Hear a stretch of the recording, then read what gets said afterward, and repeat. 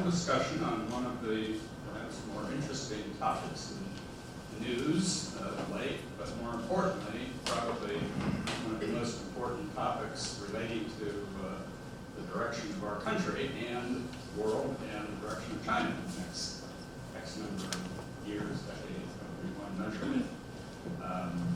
On behalf of the College of Wooster Class of 1969, I'd like to welcome you to the program. We're delighted to have you for this discussion, and I hope that you walk away having a better understanding of some of the underlying issues and facts and how what gets publicized, what it really means in reality. I'm sure you can figure that out, or at least make some guesses as to that. I think we all read a lot and hear a lot about China-U.S. relationships. We've got a panel of excellent people here who I think can give some additional perspective on those relationships. We're going to start off with a question basically talking about, from their respective perspectives, not because we what the U.S. and China are doing, why they're doing it. And we'll move into a more fluid discussion and hopefully talk a little bit about what the U.S. might do better, what they're doing well, and what they could improve on. And lastly, the kind of wild card question, what will China and the U.S. look like in 5, 10, 15, 20 years? I've gotten a disclaimer from all panelists that they're not making any promises or warranties of accuracy. It's, they're all their best guesses. To help lead us through this discussion, as I say, we have 3 very talented and capable panelists. To my immediate right is Josh Beck, who is a colleague and friend of mine from Pittsburgh. Josh is going to present perspective from a business and economics point of view. He is the general manager of BCI, which is a $100 million investment firm which promotes investment in renewable energy companies of one sort or another. He's spent much of his career working with companies that do business in China, and has lived and worked in China for how many years? Okay, so he's had some literally on-the-ground experience there. Next to Josh's right is Kelly Magsamen, who is coming to us from Washington, D.C. Barely. We got a rather scary delay last night, but she made it in and was with us this morning, so we're happy that she was able to get here. Kelly will address this a little bit broadly, but military and strategic issues, geopolitical issues in terms of dealing with China. And Kelly comes at this with a stellar record. She was with the Defense Department for a number of years as an Assistant Secretary of Defense, specializing in Asian affairs. Before that, had experience in the Middle East, so if any of you want to ask her questions about that afterwards, she's well prepared for that as well. Currently, she is with the Center for American Progress, which is a nonprofit organization in Washington, which develops policies, researches and develops policies, and makes them available to all comers, Congress, businesses, and so forth, to try to give them the kind of understanding and background that they need in their decision making. And we're very fortunate to have her here with us. Finally, on the far right is Seiko Matsuzawa, who is coming to us from the College of Wooster. Seiko is an assistant professor of sociology here and has spent most of her career studying China. Has lived there and traveled there quite a bit. So she's going to help provide an insight into the culture of China and what's going on to the degree we can tell from the population's viewpoint, which may well be different than the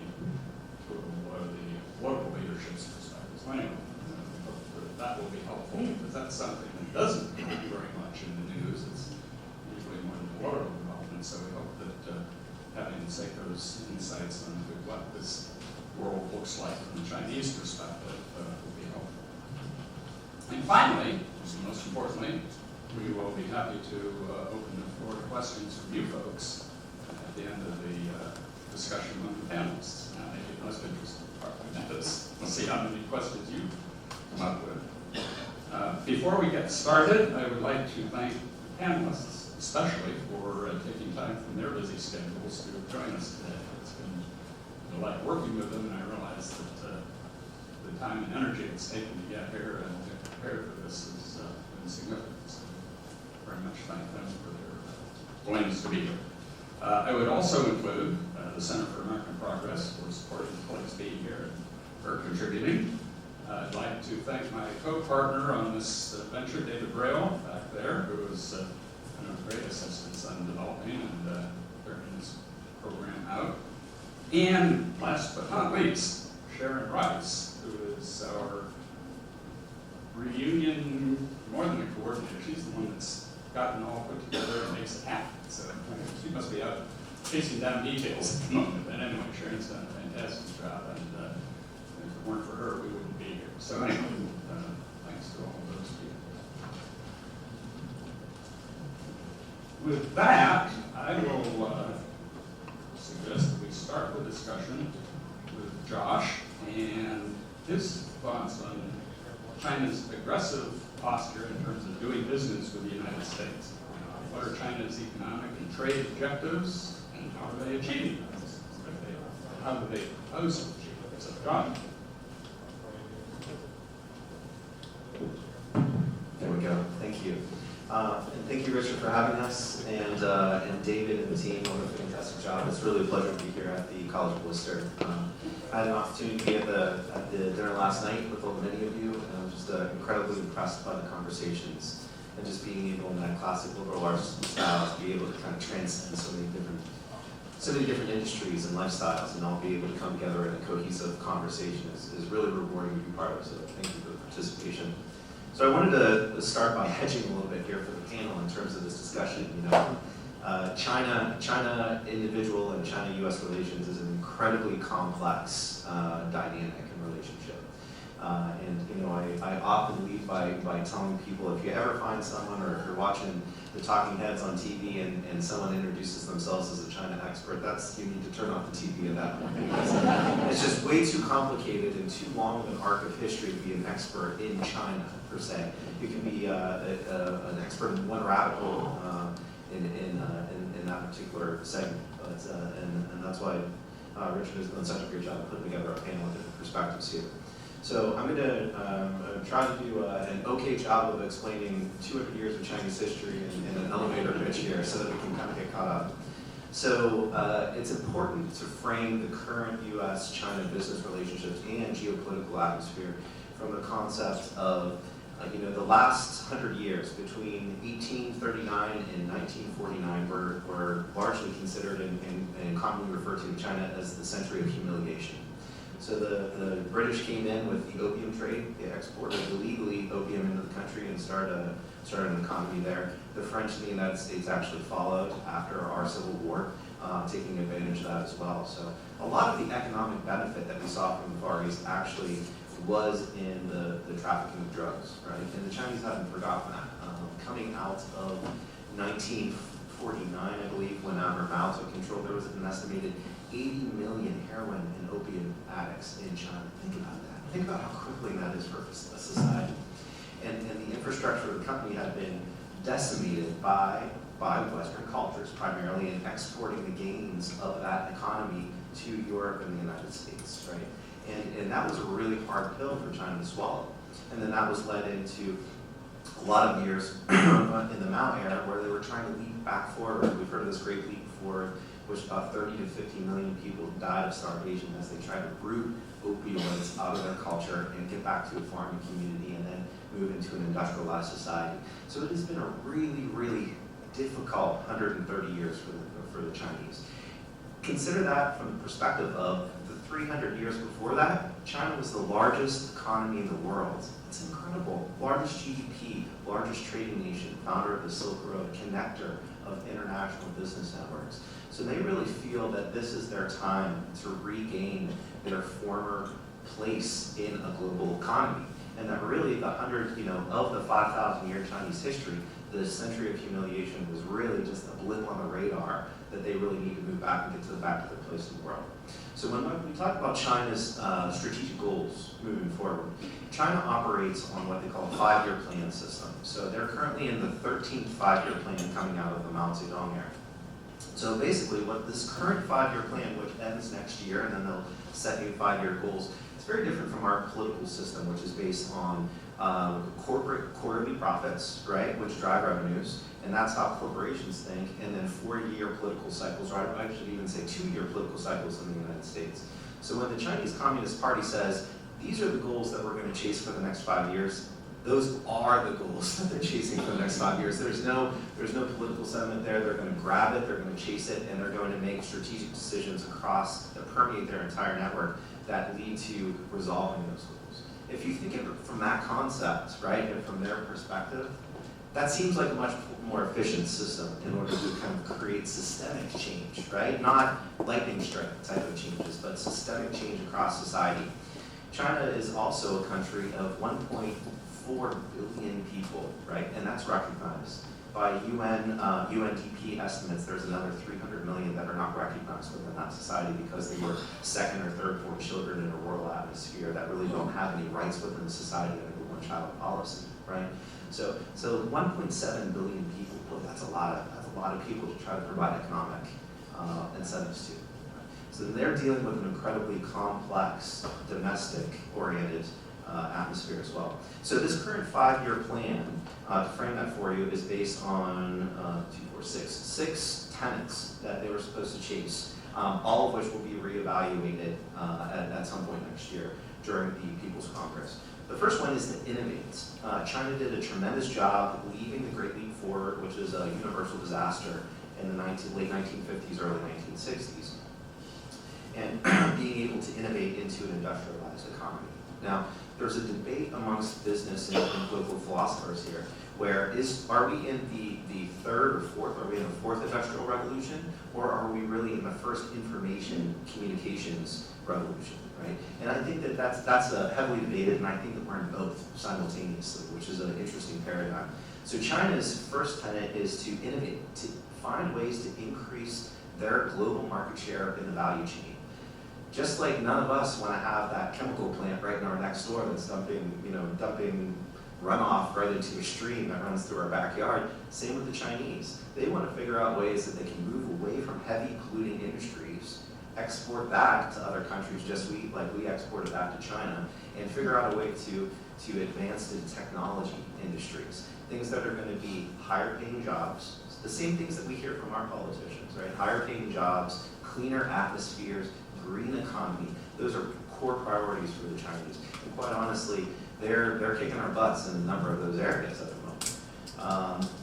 They're looking for a balanced welfare system. So they've got a major issue. Think about when you've got 1.4 to 1.7 billion people, the rural to urban divide and that income divide is a very, very real situation. They still have about 18 million Chinese that live below the poverty line off of $1 a day, which is pretty incredible to think about, right? Beyond that, there's probably more like 30 to 40 million that are living on $2 to $3 a day. So then, whenever we think of China, they've got very large society issues that they're trying to figure out. As Shanghai and Beijing, that's what we think of when we think of China. They've got rural areas that are completely untouched, still no electricity, still no running water, still just kind of an 1870s America, right? They've got to create a way that they're not creating two different economies, a rural and urban economy, and that creates large challenges for them. Further investments into the green economy and supporting issues like renewable energy. How do they move away from coal-fired power plants and into solar and wind and hydro? They want to improve air quality. This is a core tenet of the Chinese Communist Party. They've promised everyone, Mao promised everyone in the society, clean air, clean water, you have access to water, you have access to food, and you've got access to a job, a cradle-to-grave approach, right? So then, they're constantly, Beijing is terrified that people in rural areas are going to say, we're not benefiting from this, we're going to carve out and create our own country, or we're going to rise up against West versus East. This is a major, major concern and a major reality whenever you look at it from Beijing officials' perspectives. And then they want to participate. They want a seat at the table in terms of international power structures. They want cooperative agreements. They want multilateral trade, which is why we see this Belt and Road Initiative or the revitalization of the Silk Road. They really feel like this is their large. They've taken a lot of lessons from the United States. And this Belt and Road initiative that you might hear about on the news, this is their version of the Marshall Plan, right? And they really believe it, and they're pushing this out in a global national way that is really kind of more collaborative, although it still has a lot of pitfalls as they're trying to figure it out as they go. So, and then universal health care, think about that. Universal health care for 1.7 billion people. Now it's going to be really interesting how they reassess that next year, because they're really nowhere close to that particular goal. So that kind of lays the framework for what we're doing. But I think that China's aggressive stance, to answer the question, is rooted in the belief that they are just returning to their former place in the world. That they took a 130-year reprieve from being part of international networks, and this is their time to dive back into being an international participant. And they are very much trying to figure out what that means for their society, and being a global leader, what that means for them internally with their internal policies, and they run things domestically, and how they can export their brand of social free market economy to a larger degree. Excellent. Thank you, Josh. And that provides a good segue to Kelly's comments. Josh gave the economic and business perspective in a broad sense. What is China doing in terms of military and strategic efforts with respect to other countries in that regard to advance these goals of theirs? So I think Josh made some very excellent comments, and I agree with all of that. I would sort of start with China's strategic ambitions from two different perspectives. One is at the regional level in the Asia Pacific, and the other is at the global level. Because I think there is a distinction between how they're thinking about their role in both of those places. In the regional level in the Asia Pacific, they essentially want to chip away at American security primacy in that region. But we've been dominant since the end of World War II. We established a series of alliances, Japan, South Korea, that have really essentially contained China's security ambitions. And to Josh's point, they sort of see this is a time for them to reestablish China's sphere of influence in the Asia Pacific and reestablish themselves as the dominant security power in the region. And the way they go about that is essentially to try to chip away at American credibility. So what you see happening in places like the South China Sea, you hear on the news, about what the Chinese are doing with these islands and building these islands. This is all about laying a groundwork for the region to doubt America's security commitments. It's a very strategic move. It also has economic dimensions to it as well. They do believe the South China Sea is rightfully theirs. They do believe that there's large energy resources there that they're going to try to exploit. But really, at the end of the day, a large part of this is driven by their strategic ambition of sort of pushing the United States out of the region from a security dimension. This is a challenge for them because on the one hand, they want us to be less dominant in the Pacific. On the other hand, they're still very nervous about Japan and the strength of Japan. And now that Japan has become increasingly focused on its own national defense and thinking differently about how it uses its military, not just from a defensive perspective, that makes the Chinese very nervous. So they also like to have the United States keep control of our allies. So they want us to sort of leave, but they also don't want us to leave immediately because they're still worried about an imperial Japan reemerging in the Pacific. This really dominates a lot of their thinking at the Communist Party level. So they have this sort of dilemma, especially with respect to Japan, also with respect to North Korea. They don't want to have a nuclear armed North Korea. At the same time, they don't want to have a unified peninsula that is under a democratic government. So they're constantly kind of going back and forth in their own minds about this. But at the end of the day, they really want in the region to reestablish themselves from a security perspective. At the global level, I think it's a far more mixed picture about what their strategic ambitions are. And I think there's actually still some debate ongoing inside the Communist Party about what the direction of China's global ambitions will be, especially from a security perspective. But I do think there are three things that I think are emerging or themes in the Communist Party's thinking around their global role. First is they do want to weaken liberal democratic principles, and they want to start replacing them or giving space to a more Chinese authoritarian set of principles, or at least allow their ideas to exist in tandem with liberal democratic principles. And you see this in various ways. I mean, the Chinese Communist Party, the way they talk about their global goals at home is very different than overseas. At home, they'll say, we got to push back on universal democratic values. This idea of free press and openness is not good. This is not a good Chinese approach. In the United Nations, when they come visit New York, they'll say, we just want a system that accepts everybody's perspectives. So it sounds much more benign. There's a debate right now, I think you're seeing in the media and in Washington, about whether or not this is really an ideological competition between the United States and China at the end of the day, between what kind of global order we want. And I think from the American perspective, we try to say, well, it's not another Cold War. We really don't want to get back into that kind of a scenario where it's an ideological battle. But for the Chinese Communist Party, it really is actually. It is an ideological set of differences in how they view how the world should work and what's good for them versus everybody else. And so I think in the United States, we try to avoid those things, but I think in their minds, they're very clear. The second big thing at the global level is to, again, sort of reduce US dominance and try to create space for developing nations. So, the United States built post-World War II the Bretton Woods system, for example, World Bank, International Monetary Fund, United Nations. All of these structures are very much driven by the United States and its democratic allies. They want to create more space for China to have a bigger role in those institutions, and they're doing that quite aggressively.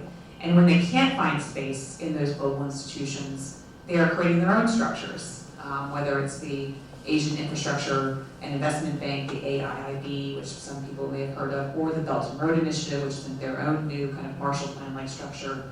They're creating these new structures if they can't find political space in the existing international order.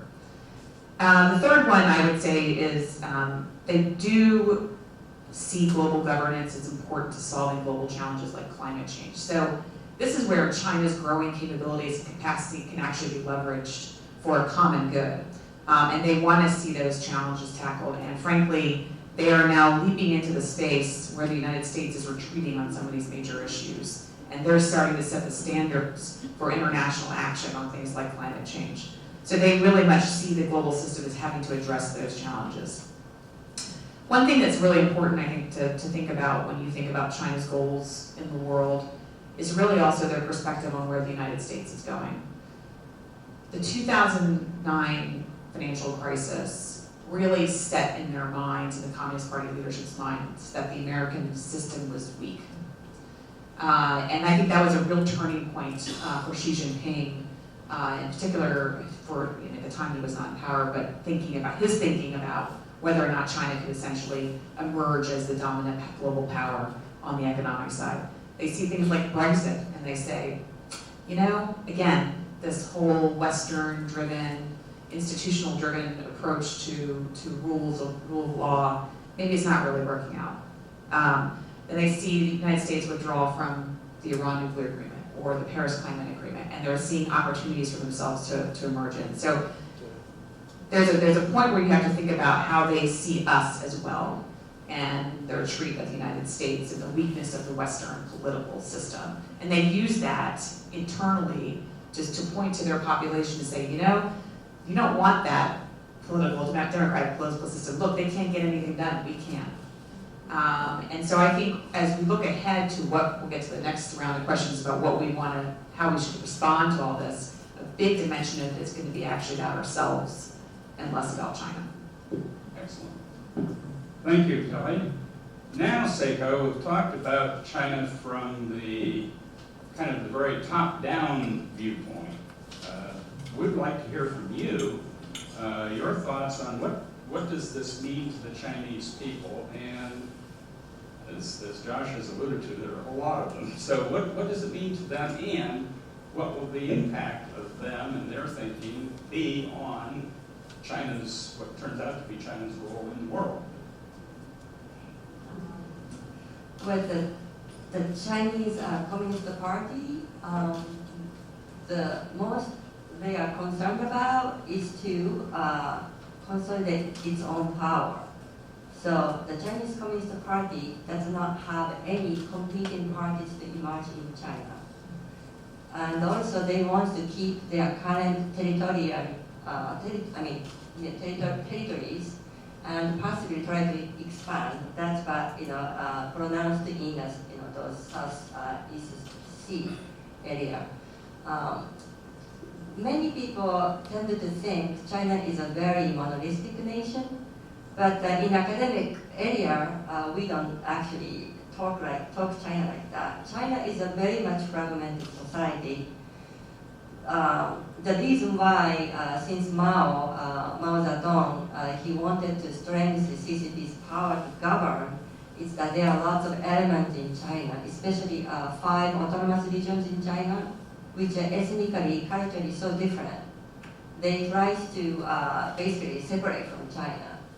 And especially, maybe you guys, you are familiar with the western part, which is Xinjiang, with the Uyghurs, and also Tibetans under Dalai Lama.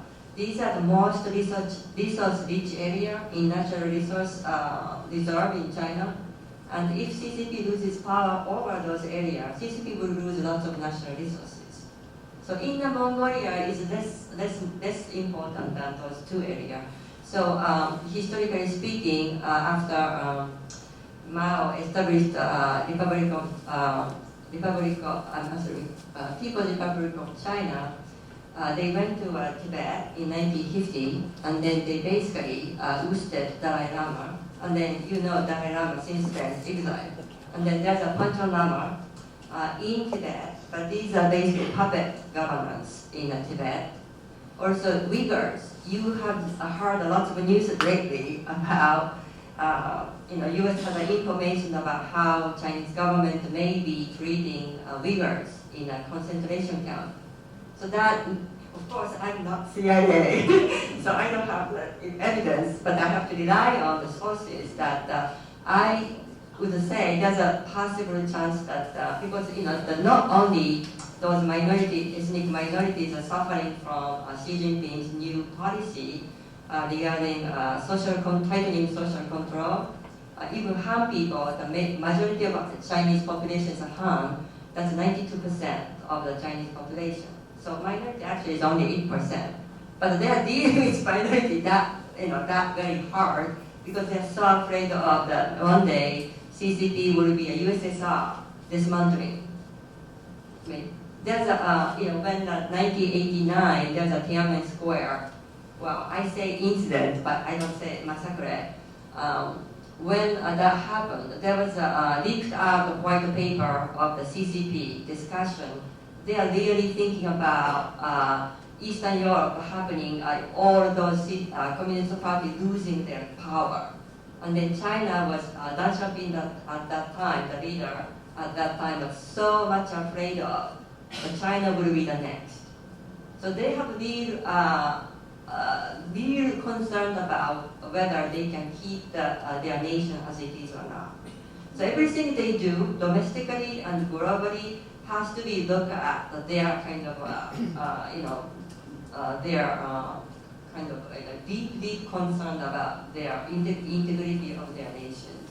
So when they do anything global also, Xi Jinping currently wants to show his leadership not only in the global arena, but it's basically message is sent to a domestic arena, saying, hey, I am a leader which is very powerful with other powerful nations. So why don't you believe me as a national leader? So I will tell you one interesting episode.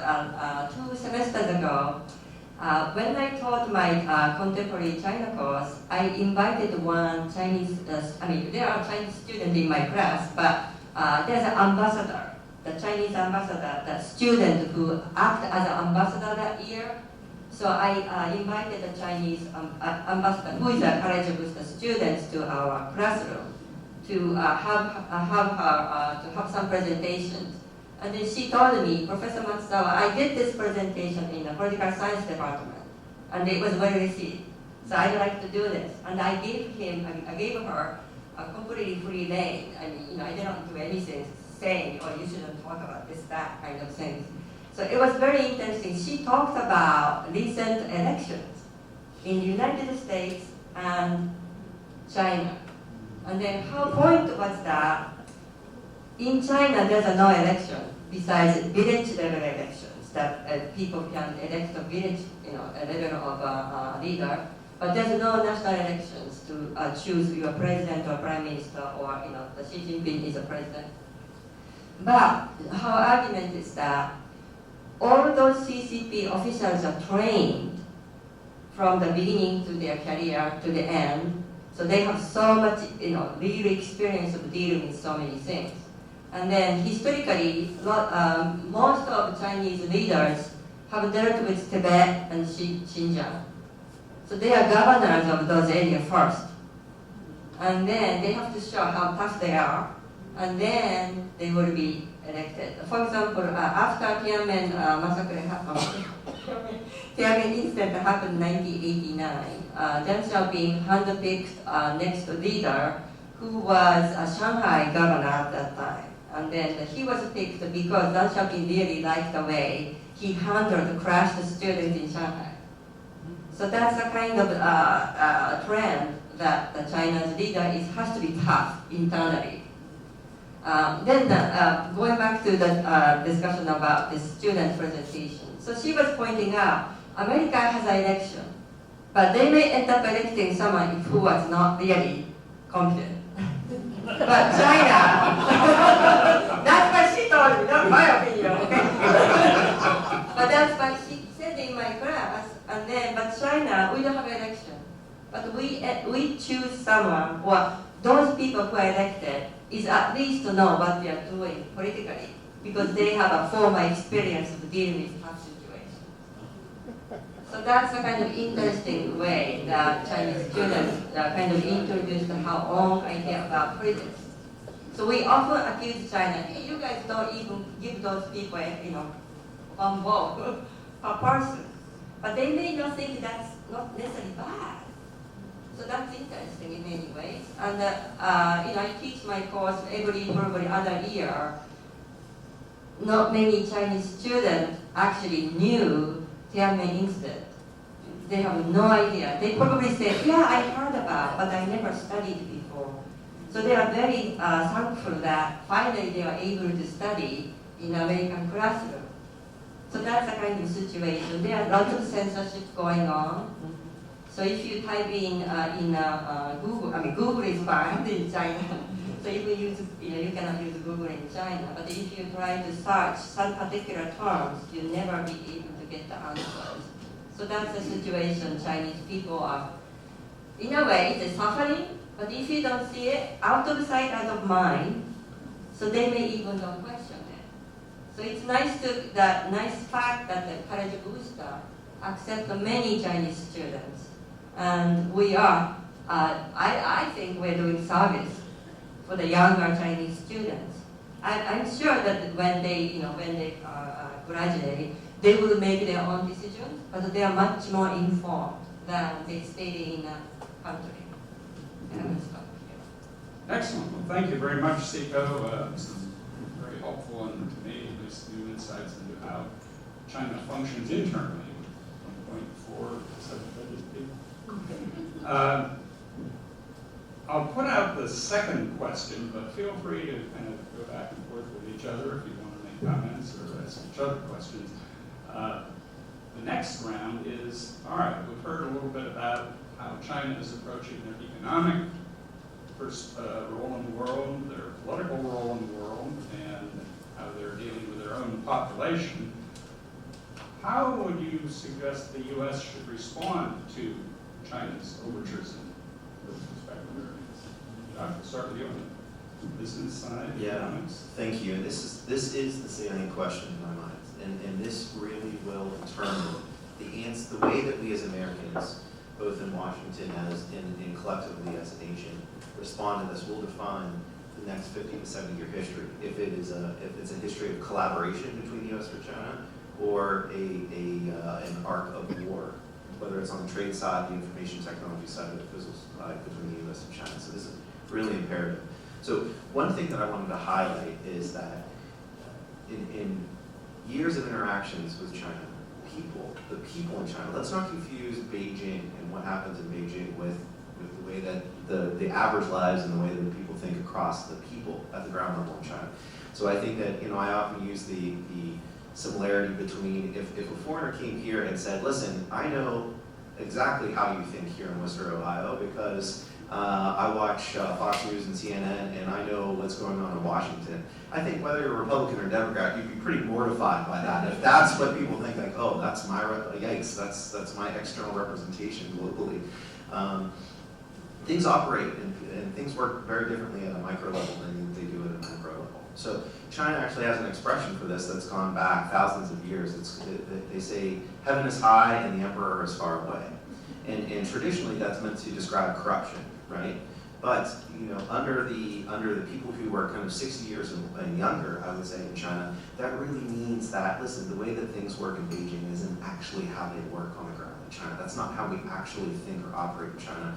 And I think that Seko had made a really good point that as you move further out of the kind of the Beijing influence, geographic influence, and you move kind of south and west, they've got some major separatist movement issues that they're constantly trying to quell based on poverty reduction or just a different thinking between people in that area than the way that the people are thinking kind of in northeastern China. So, I think it's really important that we find ways, find those ties that bind us together, right? Find the similarities. If anything, from a corporate perspective, we would like to see, as a corporate community, we'd like to see more Chinese students studying in the United States. That binds us together. That means it's easier to facilitate international trade. It's easier for us to find managers who can work in the Far East who understand, oh, this is someone who went to Harvard, went to Worcester undergrad and Harvard postgrad, and they get it. They understand profit and loss sheets. They understand how to run a business. They understand financial reporting and the importance of transparency within financial systems in order to create trust relationships. Those are really critical because whenever you've got a breakdown and you start shutting doors and canceling visa programs, I'd argue that we should have an active governmental program or corporate sector program where we're sending far more U.S. college students over to China to study so that we understand what they're doing in their methodologies and the way that they look at business. For example, our accounting systems between our GAAP accounting system and an Asian form of accounting system that emerged in Taiwan are fundamentally different, right? Which make mergers and acquisitions actually incredibly difficult because it creates a sense of inequity in terms of transparency. So I think that as we move forward, the corporate sector would like to see more engagement between both countries, both at a governmental macro and micro level. So I'll leave it there. All right, I think you've got some thoughts on that might be worth sharing. I do. I have written a very long report, which you can check out online. So I guess I'll try to boil it down. I think there, for a long time in Washington, at least let me give you a bit of a Washington view, there was a perspective at the sort of political level that if we just integrated China into the international system, whether it was a World Trade Organization or whatnot, that their system would bend towards ours. I think that was a false assumption. And I think that it's becoming increasingly clear to policymakers that it probably was a false assumption. I don't think we should give up on shaping China. I think they are still shapeable. They do respond to international pressure. But I think we should not fool ourselves that we're going to change the Chinese Communist Party to a democracy by just doing trade with them. They just have a fundamentally, as we've talked about, different perspective of who they are and what their role in the world is. But I think the most important thing, there are sort of two elements I think are going to be key for competing with China in this century. First is, we're going to have to get our own house in order here in the United States, and I think that's fundamental. This is not just about what China's doing in the South China Sea, it's what we're doing in places like Wooster, Ohio, or Detroit, Michigan, or pick your place. We have to be thinking strategically about how we're going to compete in this century, and that's going to require that we make massive investments in the American people, which is our greatest source of strength, our innovation, the way we think, our rule of law, our ecosystem here in the United States is something that is not present, frankly, anywhere in the world. And I think making investments in science education, research and development, thinking about this moment as almost a Sputnik moment, and reframing how we think about the national enterprise and infrastructure in that way. So I think it's, if you travel in Asia, I travel in Asia quite a bit, you go to a Chinese airport or a Japanese airport and the infrastructure is just, it's unbelievable.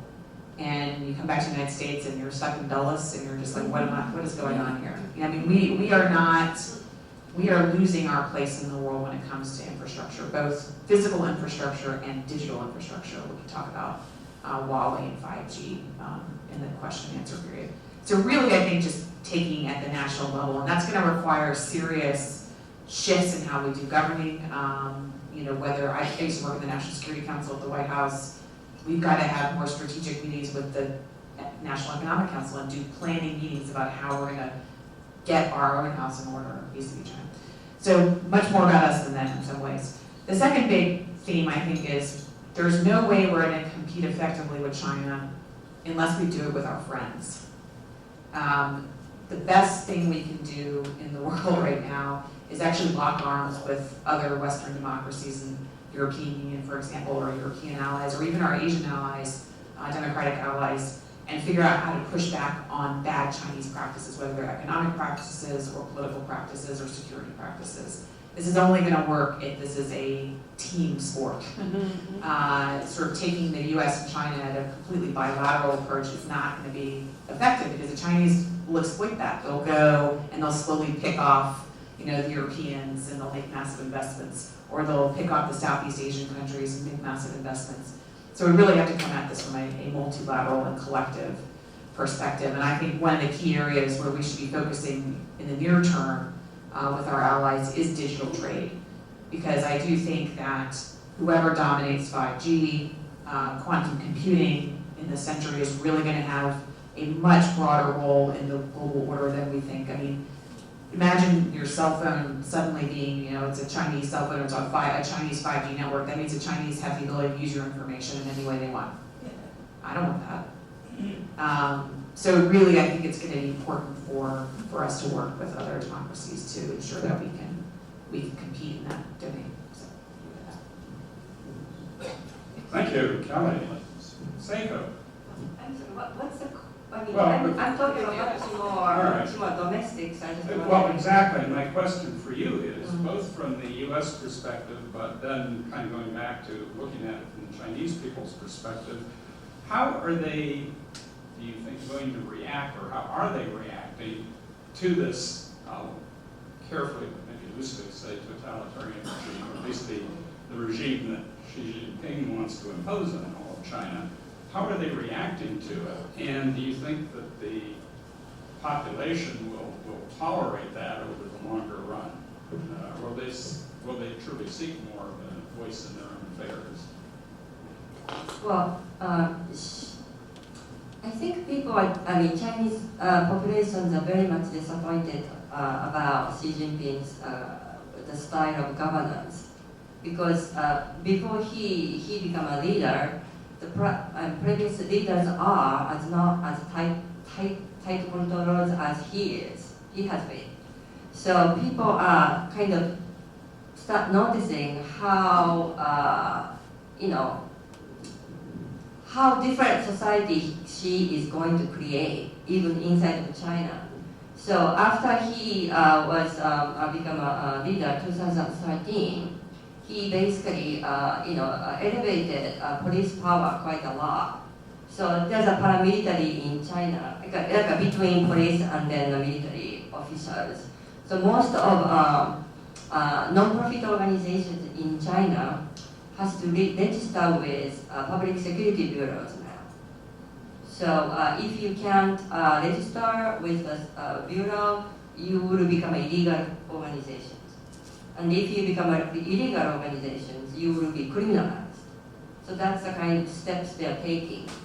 Also, this new law applies for foreign philanthropic organizations. So most of famous American organizations such as Ford Foundation, they have to register with the public security bureaus. So that means is that they were placed under the public security's control.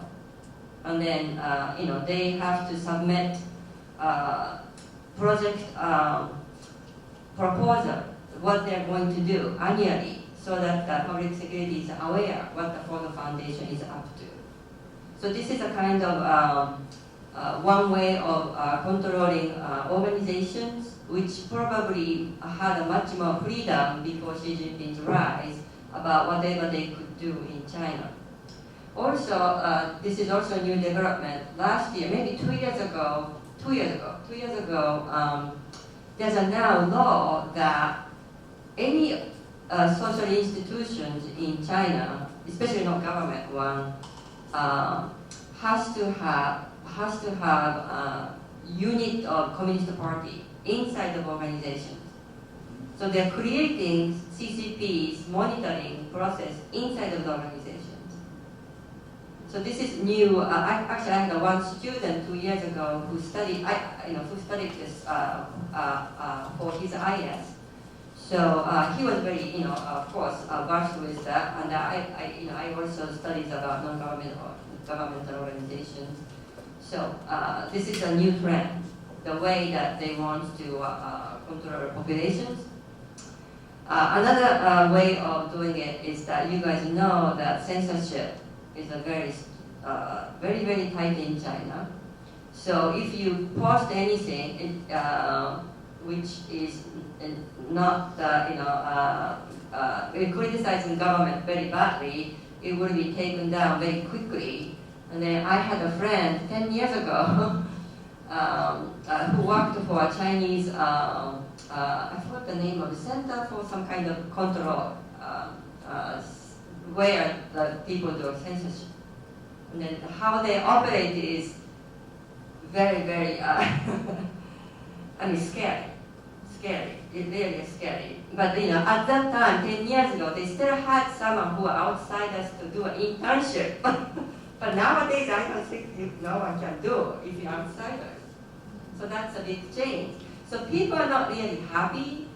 Like students who studied at the college Wooster, and then they end up going back to China. They're not necessarily happy about how the society is moving to, but they have no choice.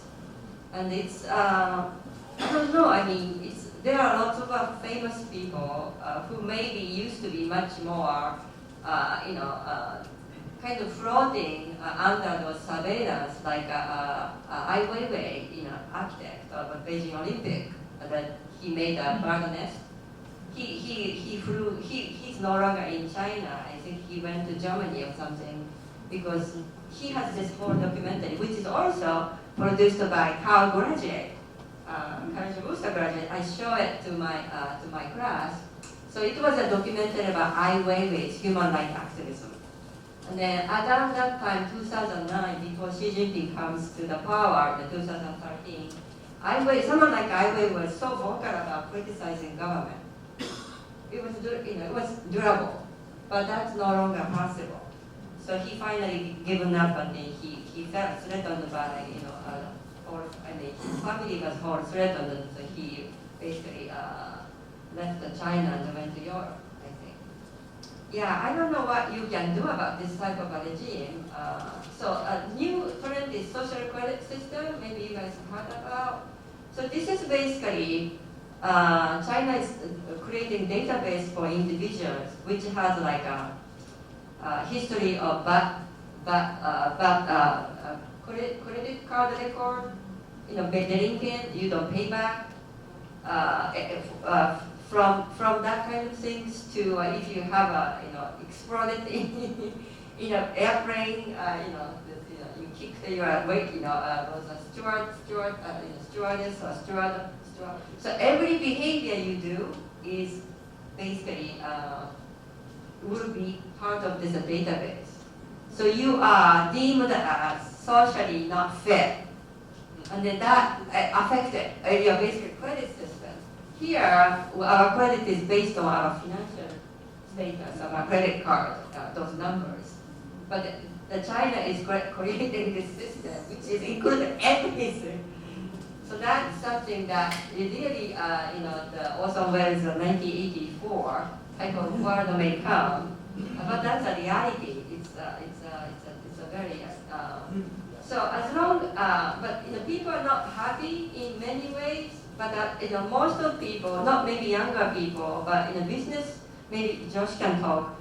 Chinese business people are often said to often say, hey, we don't like the government, but as long as business is as usual, as long as the China can keep this economic development, we don't have much complaints. But that may change if the things are really coming too much for people to deal with. But at the same time, China has a very massive military power and then police power. So right now, even lots of human rights activists arrested and then put in a jail or just disappears. So that's a reality. So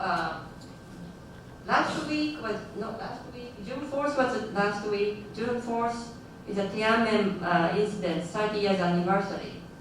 So I was in Japan watching TV, and a Japanese news reporter, journalist went to Beijing, and they interviewing parents who lost their sons during that particular incident. And then it was so difficult for Japanese journalists to identify or meet those people, because those people are under surveillance of government.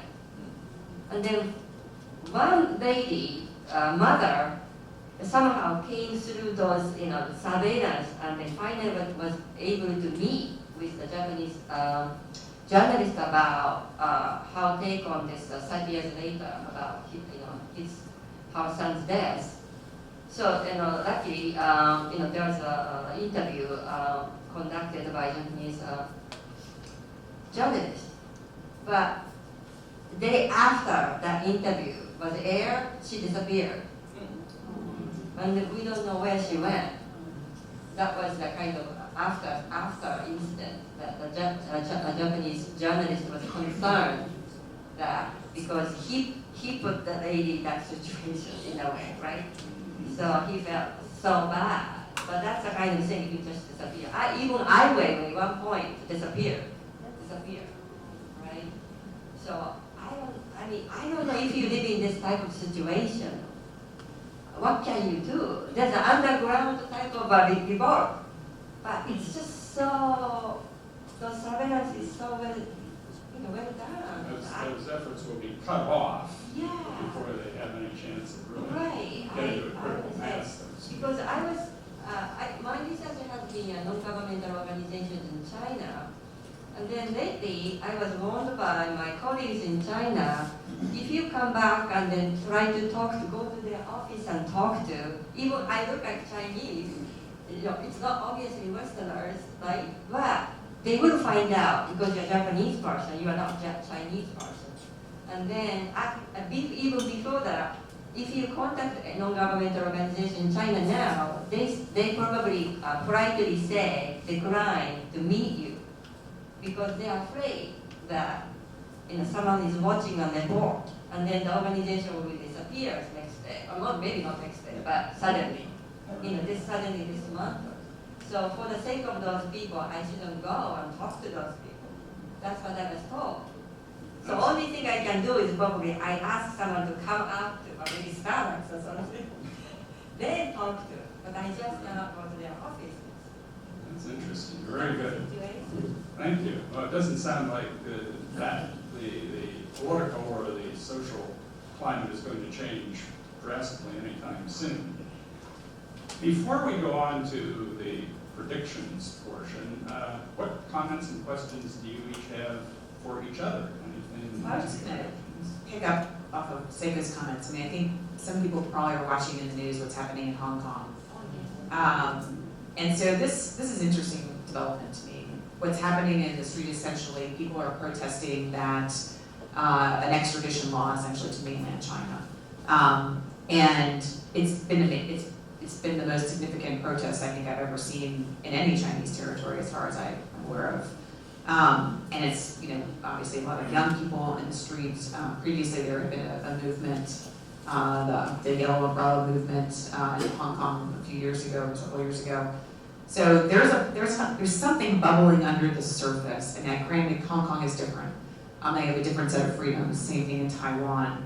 But there's something I feel that's slightly generational, where you have people who are more connected with the world and have a sense of what others have and what they don't have.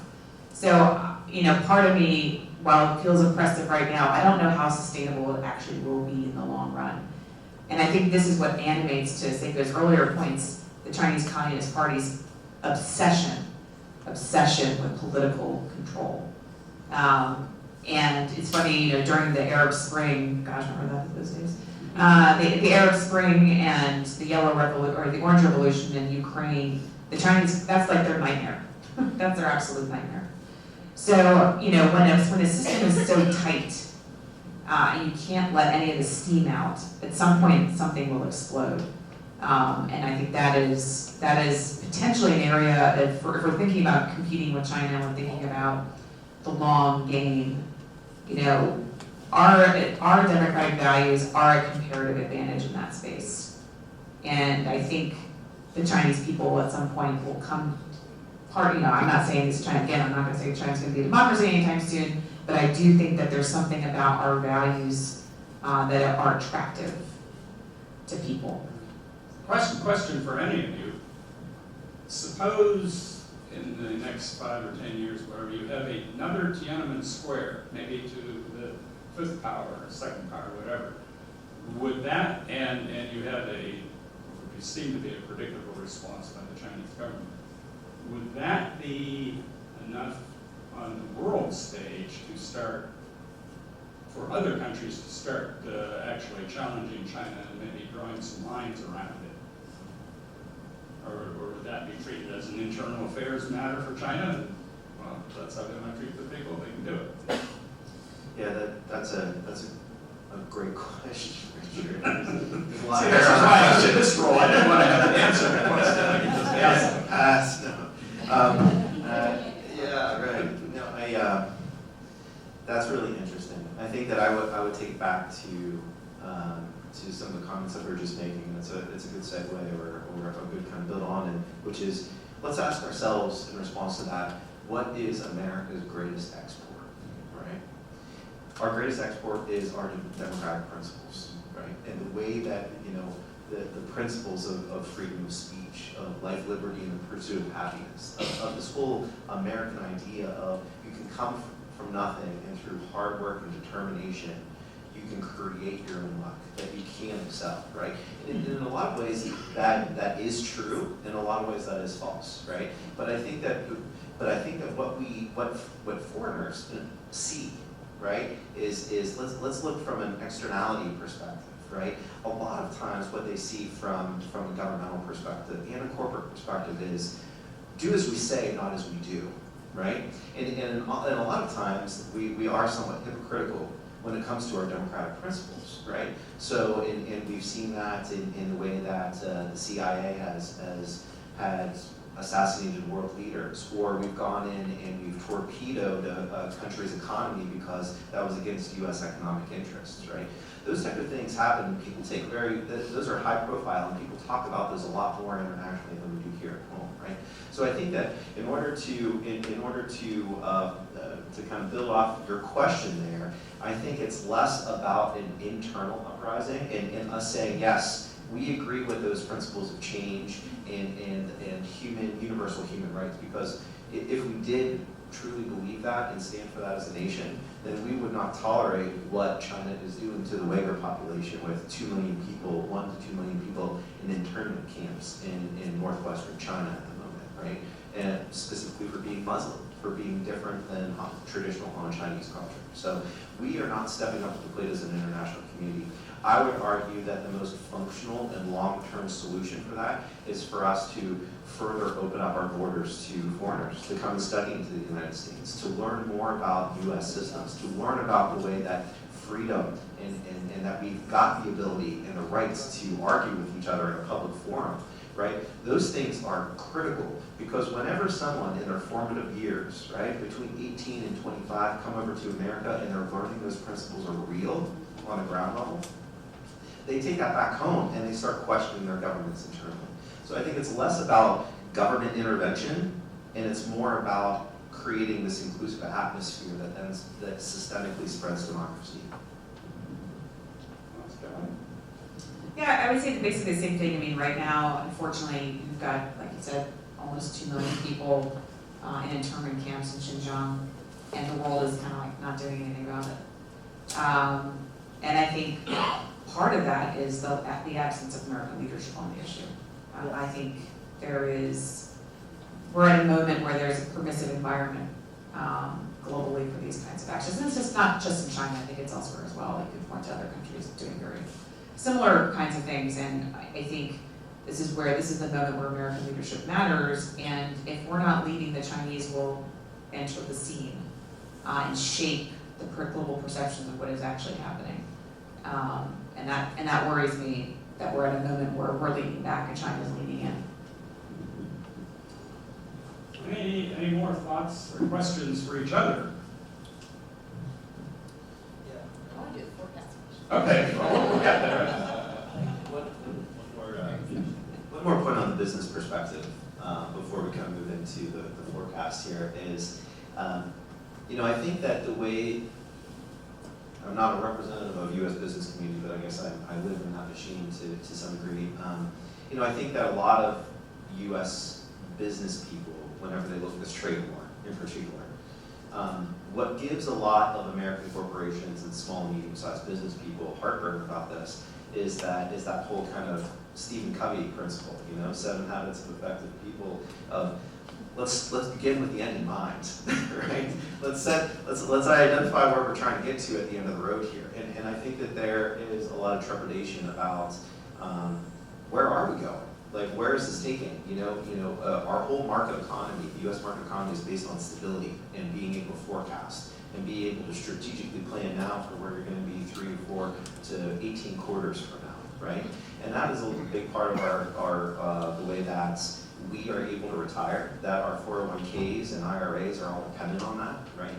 And I think that it's that from the business community's perspective, the leadership, American leadership on the economic front means creating a stable and predictable atmosphere where corporations can plan international growth routes, right? And like, so for example, we've had a number of companies in our portfolio that we've invested in that instead of growing, right, instead of creating American jobs, they've had to create 5 or 6 different international hedges in different countries just because they have no idea where the next turn in the trade war is coming. That is a direct implication on what's going on. And simultaneously, we should all be concerned, like, you might read in the paper, they're like, well, listen, this trade war is going to cost the average American farmer anywhere between $3,000 and $5,000 this year, right? This will increase the cost of goods for the average American household of 4 by about $1,200, right? That sounds palatable. Let me put it from this perspective. From the business community's perspective, this trade war will cost everyone in this room who has money in the stock market 12 percentage points of growth, right? So everyone here can expect somewhere between 6 to 7% increase in their IRAs this year if you're in the S&P 500. But if we had better forecasting and if there was better inclusion, to Kelly's point, between the national economic councils and the national security councils, and there was joint decision making, we would have really been seeing somewhere between 15 and 18% growth this year. Think about that, if you've got $1 million portfolio, this trade war is going to cost you $100 grand this year. Before we get to predictions, any additional thoughts, Seiko? Well, hey, we'll get now to the question, what are your forecasts of what does China look like and what do U.S.-China relationships look like? But before you then, do you have anything else to add to your comments about the Chinese population and how they relate to their government and their lives in this world? Since Kelly started talking about Hong Kong, Hong Kong, yes, Hong Kong has been a little bit different. But actually, I have a friend in Hong Kong. She's in academia, whose co-worker was actually leader of an umbrella movement in 2014. So as you know, in May, he was in prison. So anyway, my friend said to me that she went to see him in prison. So that's, it's allowed to go to see, so-called criminal. Right, so I also, when I was attended the social movements conference in May, there are lots of Chinese students, who are graduate students, who have studied those social movement issues that they really want, one of those social movements to be succeeding in the future. So there are lots of interest in the social movement, how people can do successfully. So I think that, as Kelly pointed out, there's a generational thing is that younger people are, has been, in Hong Kong, for example, is educated in a British system, and then they kind of joking to me like, oh, my Mandarin is pretty bad because I didn't have to study up until recently. That's what they told me. Younger means like middle age to a much younger current university students.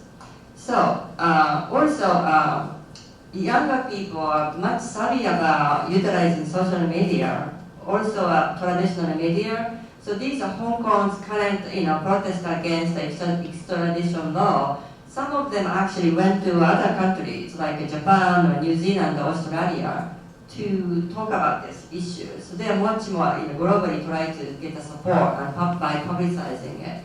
So they are, I think that, they try to have some kind of a unified front, asking other nations to be also part of this. So there's a hope in a way, but at the same time, I also noticed that there's students in Hong Kong who wants to concentrate on their own democracy movement. So they try to kind of separate themselves from China. So they say, oh, I no longer want to do a commemoration of Tiananmen because Tiananmen is about China. But I want to more concentrate on Hong Kong's democracy. So there's some kind of elements that they try to see it as a Hongkongese, a Hong Kong person rather than part of China, even they want to associate with it. So that's kind of interesting. On the other hand, Taiwan has been, I met lots of academicians last May. They told me that if I come to study in Taiwan, there's no limit, basically. You can study anything, there's no censorship whatsoever. So in Hong Kong, I was warned by, you cannot do this, you cannot do that, things before I decide which place I want to go to use my sabbatical year. So there's of course Taiwan is not, China insists it's part of China, but Taiwan itself may not think like that. So that's a totally different, but Taiwan has lots of hope in a way. But I know Taiwan is a difficult situation currently, pretty much, because China grows economically and politically, and Taiwan is left in a kind of squeezed positions. So next election, we will see what's going to happen. So I like to see China as kind of more expanded way. So Hong Kong, Taiwan, and the mainland itself is so, it's not monolithic, area to study. One thing I want to point out is that I was studying southern China, and then Josh mentioned southern China has its own mentalities. So they are not necessarily, as distinctive as, Xinjiang or Tibet, but southern China has their own way of looking at their positions. They feel like they are bordering Southeast Asia, so they have a much more advantages, economically, politically. So they are not necessarily wait to see what the center tell them what to do. So they have their own initiative. So that's the reality of China. So you think that do you think there will be continuing evolution of what different areas in China may do to differentiate themselves? Oh, okay. This is going to the 5 and 10 year. Yeah, I think what Xi Jinping has been doing is that he really want to consolidate the centralizing the nation, because he is aware of that element, not only those ethnic volatile area, but it's all other provinces. Even the East Coast, the Guangdong area, right? So I think what Xi Jinping see it as he thinks that China will dismantle if he doesn't have this control, right? So that's why he's lucky enough to have that power. He's a very strong leader, and he kicked out all those enemies before he became a leader. He basically, he's not killing it, but pushing from the edge other people. So he is a really a kind of a very savvy, cold. I hope no one is taking my conversation. Leader that he is willing to do anything that he wants to. So you don't see many significant changes in that? Oh, in mainland China, it's a little difficult. Yeah, but I'm hoping to see little change in Taiwan actually. If the U.S., I'm not the international relations person, but if somehow Taiwan is much more protected from U.S. or other allies in a more secured way, Taiwan has a lot of potentials in really becoming it used to be authoritarian, but now democratized for a long time. But they have a really embracing the democratic principle that Josh was saying. And I benefited from democracy, right? So I definitely think that that's something that the U.S. can really sell it to other countries. Good. All right. Yeah, it's a beautiful principle. It really is. So once people notice that, it really grabs people's hearts. Good. Yes. Hopefully So that's something that hopefully happens, but there's a lot of censorship, right? Kelly, what are your predictions, your guesstimates as to what things are going to look like in 5 or 10 or 20 years? It's a very tough question. I think there's the economic, where China will be economically. They've already overtaken, Josh will talk probably more about this, overtaken the United States it's the largest economy from global purchasing power parity. I think at some point, probably in the next 5 years, it'll actually overtake us as the world's largest economy. I think some things will depend on what we do on digital. From a security perspective, the United States spends roughly $750 billion a year on national defense. China spends, if you believe their public statistics, around $140 billion a year. I think there's probably a lot more that they're not putting in the public budget. But that's still a significant difference in terms of our security power. We also have the added dimension of having a global alliance system of other democracies with their own defense budgets. The challenge, I think, will be, from a security side, is the United States, just the way that China is pursuing its military modernization efforts and how we're pursuing ours and what they're investing in, what we're investing in. We talk about Taiwan. Yes, Taiwan is the United States, we have a Taiwan Relations Act.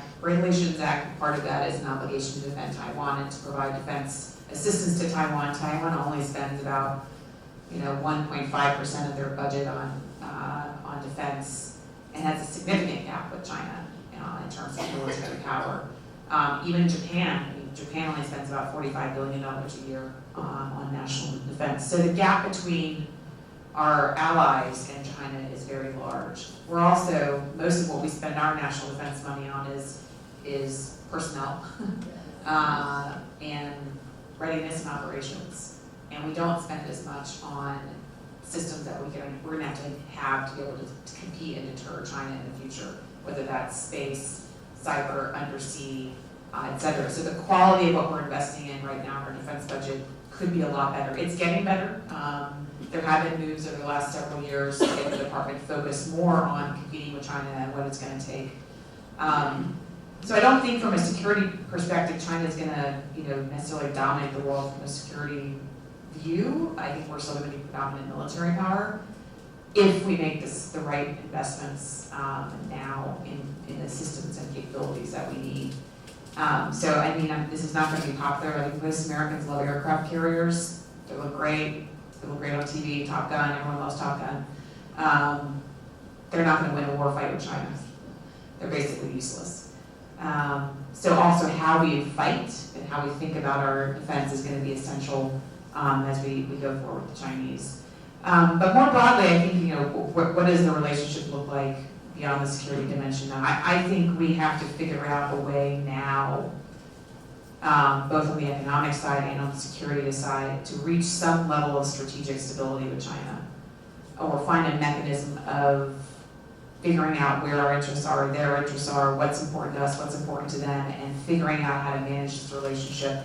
Because if we don't do that now, and we just sort of barrel down this road of, you know, competition and trade wars and, you know, military, you know, skirmishes in the South China Sea, that we're going to head towards a potential conflict, or we're going to head towards an economic decoupling of our economies in a way that's going to actually induce more potential security conflict.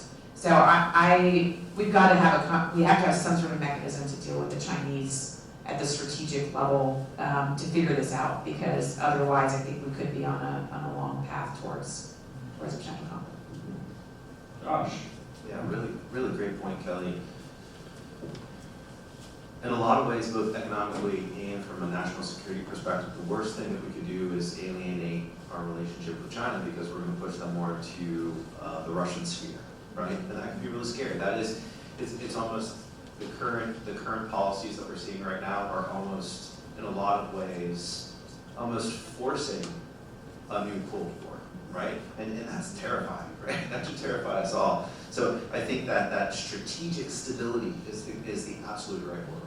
We need to really be kind of including, it's kind of amazing whenever you see the bifurcation within government between the National Security Council and the National Economic Council. There's very little interaction at the moment, right? So bringing all of those groups together, we can say, whoa, pump the brakes here. Right? Understand your perspective on this. Let's raise our line of sight and stop looking at trees and looking at forest here, right? Isn't that all what we try to teach our children as well, right? Whenever we kind of get hot-headed about this. You know, I think that getting into predictions here, you know, I would say that China will become the world's largest economy within the next 5, maybe 7 years, depending on how we play our cards. But it is inevitable. It is inevitable in my mind.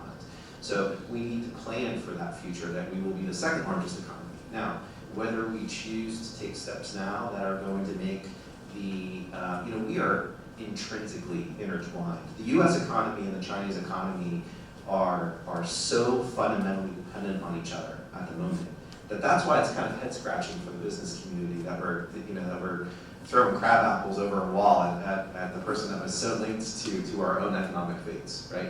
And I think that's something that we should really be thinking about.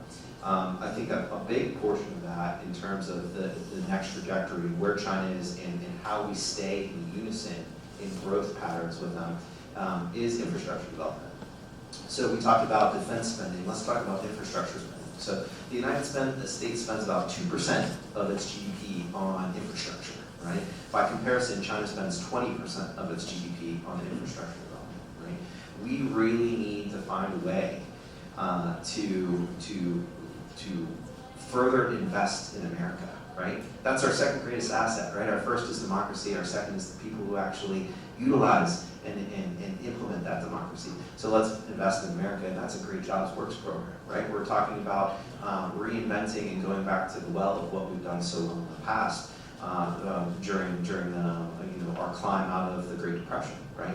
We've done it before, we know how to do it, and that could be a major advantage for the U.S. I would say that within the next 10 years, you know, the things that are going to propel China into being the largest economy in the world are the fact that they're putting an inordinate amount of government resources into science and technology research and development programs, right? You might remember back in the 40s, 50s, 60s, the U.S. government put hundreds of millions of dollars into technology grants, right? They'd come up with a problem, like an existential problem, and say, hey, here's a technology problem that the U.S. government needs somebody to solve. There's $1 million open grant for anyone who can solve it. That really inspired, you know, that really cultivated an American, and it works really well in American society to be like, hey, okay, well then I am going to come home from my 9 to 5, and I'm going to work in my garage on that, and then I'm gonna find some investors to build that out, and then I'm gonna find some people to commercialize that. That's where we were so successful in the past, and that led us to be an innovation leader. We need to reinstitute and reinvest in the American people in our own technology systems. So China on the 5G side, on the infrastructure development, on understanding the telecommunication systems, they're really kicking our butt. They're actually much farther ahead than we are as a society, because we started to de-invest. You know, those R&D programs and funding really started to get scaled back in around the 1970s, right? So we really need to institute those programs again. Renewable energy is a big part of this, right? This transition, as well as painful as we all know it will be for coal country in a lot of parts of America, we need to find ways to create new green economy jobs. And that could be a variety of things, right? So that could be, and this is, and I talk to people on every level of the political spectrum who all agree that, listen, we need to be looking to the next technology, not the last technology, right? And that's how you stay relevant, and that's how you kind of stay one step ahead of your competition, both domestically and internationally. So we need to really do that. So within 5 to 7 years, I see China really overtaking us. I think that that's going to be a core tenet of the new 5-year plan in China that's going to come out very soon, that they're going to choose very certain industries that they say we will be the #1 at these 5 strategic industries, which also then dovetail into their national security priorities, right? So semiconductors, telecommunications, satellite technology, space travel, all of these type of things. I think that the future, 20 years from now, the decisions that we make here within the next 5 years are going to be crucial, really, really crucial. So 20 years from now, I think that depending on the fork of the road that we all choose to take as a society, that we're going to see 20 years from now potential escalation of threats and war with China. I'm not talking about boots on the ground type of war. I'm talking more economic war and technology war. It's a lot more terrifying in a lot of ways to think, the war of the past is someone showing up at your house with a gun. I think the war of the future is you go to your bank one day and it's empty, right? Or that you no longer have access to phone or internet or any communication because the infrastructure was vulnerable in one certain way and you're no longer able to communicate with your children who are in another part of the country. Those are the things that we need to be very careful about now. And if we align with China and we find ways to work collaboratively with them, then I think that we can actually create an atmosphere of peace for the next 50 to 100 years. And if we decide to be confrontational in this regard, instead of engage them in proactive conversations and identify the elephant in the room, which is, listen, you're our greatest friend and our greatest competitor all at the same time. Let's recognize each other in this. And let's try to work collaboratively together to respect each other's systems and work together through those. I have 2 points. One is, I think it's related, there's a variable here, which is what Seiko's been talking about, which is China's own challenges with political stability at home. So as much as we want to talk about China as being 10 feet tall, they do have their own weaknesses that I think could manifest themselves in the next 10 to 15 years, depending on how things go with Xi Jinping. And he is not, he is quite strong, but he is not infallible. And I think there are growing voices in Beijing who are starting to question the direction of Xi Jinping's leadership. So you could see China make some different decisions based on sort of politics in Beijing and in the Communist Party. That's one variable. The second thing to add to Josh's very good point is, yes, we should find ways to engage, and I talked about strategic stability. We also, need to acknowledge that there are areas where China is doing bad things, economically, stealing intellectual property rights and technology, and so we can't shy from the fight, quote unquote, with the Chinese. And it's really important for us to hold the line on things that are really important to our national interests, especially our national security interests. But so there are going to be those moments where we need to have that engagement and to make clear to the Chinese that what they're doing is unacceptable. And I think for many years, we didn't do that. We sort of hedged in that space. And China, the way China perceives hedging is an open door to keep pushing. So if you don't push back, they'll just keep pushing and pushing and pushing and pushing. So I do think even as we don't want to have conflict, we do have to figure out the areas in the relationship where we're going to have to hold our ground. Thank you all. Some excellent points there. And now, I'd like to go to your questions and thoughts. Oh, Do you have a microphone? yeah, let's.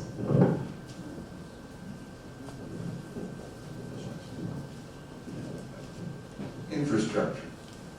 How's the Americans going to do anything with infrastructure if the politicians keep buying votes by cutting taxes, which we can't afford to do?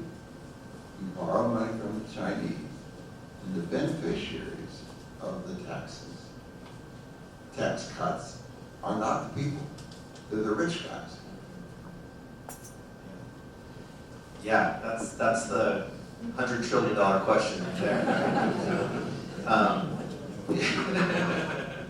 I think that, boy, I guess if I had the answer to that, I'd be living on an island somewhere, right? You know, but I think that it's an incredibly relevant question. I think that what we need is we need to find ways to adapt our political system moving forward. We're going to need to somehow, in some way, find a next generation of political leaders within the American system who look at things more collaboratively, like we have in the past at different segments of an American nation, right? So that is an incredibly tall order, because that goes against political, you know, what is that expression? You know, it's good politics but not good economics, right? So we need to figure out a way to really kind of bifurcate this again. And it's going to take incredible leadership, and it's going to take incredible courage by people who are willing to sacrifice political careers in order to stand up for those things, right? And I think that we've seen some leaders on both sides of the aisle who are making efforts to step forward and are currently getting slapped on the hand and sent to the back of the room by the current political establishment, right? So that's tough. I don't have the answer to that. I think that's really tough. I think that a big part of it could be, in my mind at least, is a new group coming forward and really focusing on, yes, I agree, we do need to raise taxes. Our current system is untenable. We can't keep de-investing in ourselves, right? You know, it's that you get what you invest in the end. So I think it's going to take probably the raising of taxes, and it's going to take deployment of those taxes in incredibly organized, incredibly strategic ways that create American jobs, not by maybe bringing back old types of manufacturing, but by incentivizing the rebuilding of infrastructure in a modern era, and including new technologies into our network, then we can say it's incredible to me that innovation is still a major American export. People come to us to say, hey, listen, we can execute, but we really need your ideas in order to kind of kickstart this machine.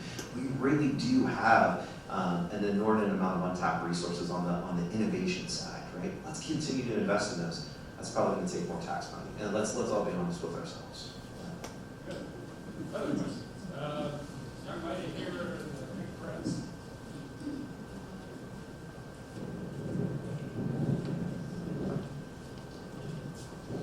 This is more of a comment. We're very focused on the macro here. My husband and I are travelers, and we spent 3 weeks with Global Volunteers in Xi'an, and the relationships with the people are key. And one of the things that I emphasize in a foreign country when I'm talking with other people, our governments may not agree. That does not mean that I don't appreciate you personally, or that you don't appreciate me personally. The governments, may change from time to time, but I think there's a Worcester graduate, Don Snow. I don't know what class he's in. David says 77. He has been in our community. He's spent his entire career in China teaching teachers how to teach English. And he speaks very well. We've had him to different churches. He married a Chinese lady. She's a pastor, and he's a professor. I think they're probably retired now, but still living in China. He has family in this country. when he comes home, we need to get him moving around. He's an alumni. Could we bring him for an alumni gathering like this at some point? We'll make a And note of that for sharing.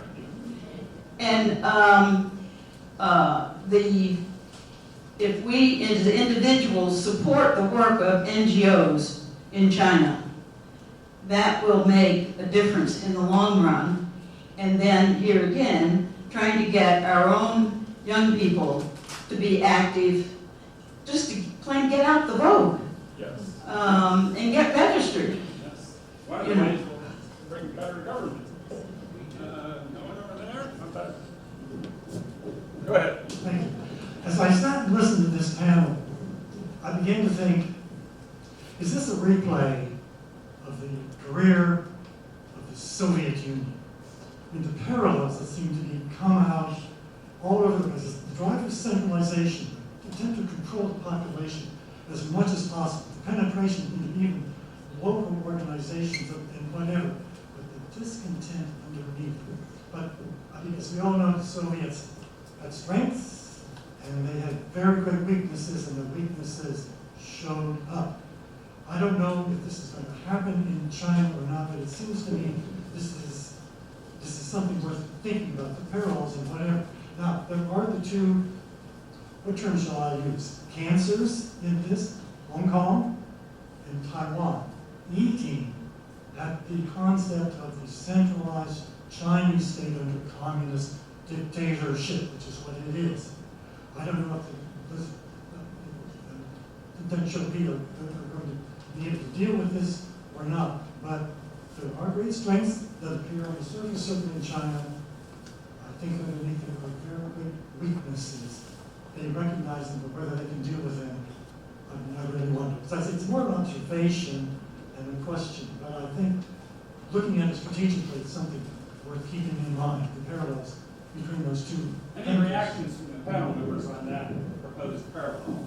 Yeah, absolutely. I think that's completely right. And I think what's happening in Hong Kong is very worrisome right now to the Chinese Communist Party. And I think people in Taiwan are watching what's happening in Hong Kong, making mental notes as well. And I personally fear, I haven't looked at the news this morning to see where the protests stand as of today, but I actually do worry that the Chinese are going to have an overreaction again and crack down in ways that are more violent. With respect to Taiwan, it's an established democracy now. It's a thriving democracy. It's a major economy in Asia. And there's always been the concept of reunification. But I think that Taiwan watched what happened in Hong Kong and sort of the promise of one country and two systems, and the Chinese going back on those promises, and they're watching that very carefully. I spent a lot of time in Taiwan. I was there recently, and the young people there also, they don't see themselves, their parents, I think, have a much closer tie to China and think differently about the relationship with China. Younger people see themselves and identify themselves as Taiwanese. And I think the Chinese know that. And so they're trying to find ways to actually attract young Taiwan students to the mainland, train them and give them really, really good jobs with high salaries so they don't go back to Taiwan. Because I think in the mind of the Chinese Communist Party, they know that the generation is going to be a challenge for them in terms of reunification. But you're absolutely right. I think in general, as we're thinking about this challenge, we've got to be thinking about where the weaknesses are. Okay, we've had questions from the middle section. How about over here? Joseph? Thank you.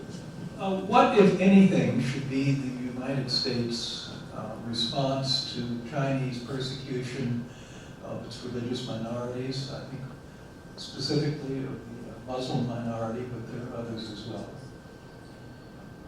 So what should the U.S. response be to what could easily be, against Muslims, a kind of genocide? Absolutely. It's a very good question, and it's a hard question. The U.S. response at a minimum should not be to ignore it at the political level. I think Beijing tends to pay attention when, say, the President of the United States says to him, this is an important issue to the United States. You need to take action to address this.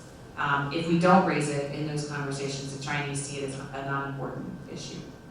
So part of it is the U.S. leadership engaging the Chinese leadership. Part of it is the U.S. leadership being visible on the global stage, organizing the international community to take action, whether it's at the UN to sanction them, or through the Human Rights Council, despite people's views on it.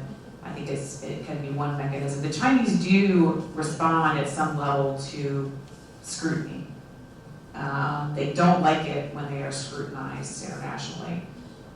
When we exposed their building of the reclaimed islands in the South China Sea and showed where they were actually putting their weapon systems, they didn't like that because it embarrasses them, because they come out and say, oh, these are just for humanitarian purposes. But when you shine a light on it, they tend to respond.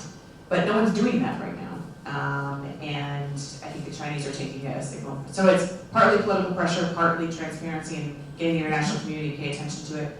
There are some creative things. I know there are some ideas circulating now in Congress about potentially sanctioning international companies that are involved in any way in the internment camps, whether it's surveillance companies or construction companies, et cetera, and actually using U.S. sanctions as a way to go after those and put economic pressure on those companies. So there are creative things that are being considered right now in Washington, but I think at the core of it, it's got to be attention and focus and making clear that it's an important issue to the United States.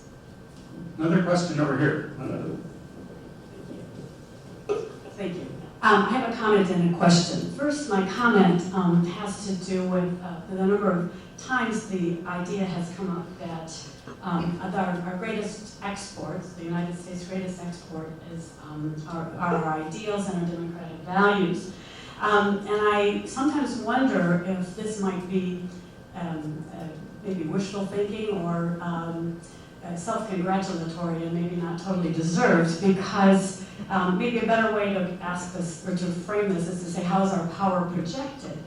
Now, I do my work in Latin America, so it's different context, but when I've asked this question and when I've read and so on, their comments are, what do you think of the United States, first of all? They never say democracy. They say our military might and our economic might. That's how we're known abroad. So that's my comment, and feel free to comment again on that. I have a totally different question, but I would like to know who is advising the Trump administration, say on the China desk at the State Department, and who might be their top advisors in trade, commerce, and so on. Because I think sometimes that tells us a lot about how competent or how prepared, knowledgeable those people are. Thank you. I'll take that one. I think so. I think there's a distinction between President Trump and people in his administration and their views on China, and then there are differences within the administration about those views. So they're at the NSC, the National Security Council, which is driving a lot of the strategy right now on China out of the White House. Matt Pottinger is the senior director for Asia there. He's actually quite a capable guy, very smart on these issues. And then of course on the trade side, Mr. Lighthizer at the U.S. TR is very much driving this the trade and economic issues and the trade war issues. He has a perspective on China. He sort of believes in the economic decoupling concept. He actually wants to economically decouple the United States from China. And he has theories about the ineffectiveness of the World Trade Organization and that China's entries into the WTO is a disastrous situation for the United States. And so that's his perspective on the trade issues. I think Donald Trump, I shouldn't probably try to speak for President Trump, but I think he at the end of the day views China very much like a business deal. And is driving a hard bargain and trying to get the best possible deal out of the Chinese. The challenge, I think, is that the Chinese are playing a much longer game, and they're looking well beyond President Trump, and they're thinking about what economic decisions they really need to make. And frankly, this is just, while it's annoying and not good for them, I think they're willing to withstand a higher order of pain on the trade front, because they're not going to make the decisions that the Trump administration wants them to make about how they run their state-owned enterprises or any of the real economic decisions that would actually help American businesses. So I think at the end of the day, you're going to have a situation where maybe a trade deal is reached, but it's going to be relatively superficial, sort of series of agreements to sell a bunch of soybeans and maybe some airplanes, and then we'll claim victory and move on. But the Chinese will never have made any actual decisions that we need them to make. So it's a weirdly mixed picture. At the State Department desk, no one listens to the State Department desk anymore, unfortunately. I think in this administration, the State Department's influence has waned. Now, that's not to say Secretary Pompeo, who does have influence with the president, but Secretary Pompeo is not as focused on the China issue as he is on North Korea and Iran and other issues. So right now, I think at the end of the day, this is coming down between Lighthizer and the president, and very much at the presidential level. He's making his kind of own gut decisions in this space. And to add on that point really quickly is, I would say that that's also very much true for the Department of Commerce, right? Since we invest particularly in renewable energy technologies, and we focus on U.S. technology companies who are expanding those technologies and commercializing them. So there's always this kind of commercial aspect of it, because in order to make those new technologies affordable, you need to find affordable ways to initially manufacture them, which then ties a lot of American technologies to China, which kind of gets into this kind of IP issues that we're dealing with. And that is a very important salient issue that we need to tackle, right? Selling a couple more soybeans or a couple more Boeing aircrafts does not help us advance our strategic kind of intellectual property goals in the long term, right? But I can say that from the perspective of the tariffs as they apply to Chinese solar panels and renewable energy that we kind of heard, which was the kind of first volley of this trade war, right? I know that a lot of people within the Department of Commerce were going to the White House saying, for the love of God, please don't do this. Like, we're really shooting ourselves in the foot by doing this. So I think that there are people kind of, it really is emanating from the White House and a very small, I would say, contingent of war hawks that really truly believe, right? And let's all respect each other's perspectives, but they truly believe in bilateralism, right? Not unilateralism. They believe that they can make larger gains in lightning strike short-term fashion by doing bilateral deals than actually playing as part of a larger international system, right? So then that's why we're actually playing, in my opinion, we're playing right into the hands of the Chinese, because they're saying, great, keep doing that. Because like Kelly said earlier, we're just going to start picking you off one by one internationally with your allies. A couple more questions. Any over in up this side of the room? Don't see any. That's over here. Matt Goldman's had his hand up for a while. One of the things that has really changed the world is social media, and it has a negative aspect to it, as we're learning. And I wondered what the Chinese were doing with regard to their positions on social media and what people are allowed to do. Seiko? Well, social media, the Google was kicked out from China, right? But China has its own social media like Google. So most of Chinese people use that. It's called Baidu. Baidu is a very good search engine in China. So censorship is everywhere. But the Chinese, especially younger people, find the ways to navigate that censorship. So they keep kind of like a cat and mouse game almost.